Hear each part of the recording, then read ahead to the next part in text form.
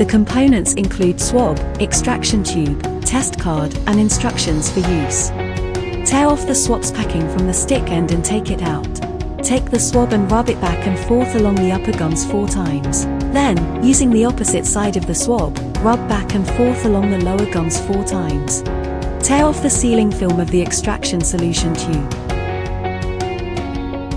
Insert the swab into the extraction solution tube and rotate the swab 10 times to dissolve the specimen in the solution. Squeeze the swab over the swab tip, break it along the break point, and keep it in the test tube.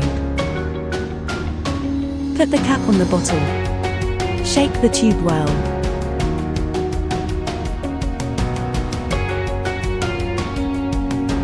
Tear off the test card from the foil pouch and place it on a clean, dry surface.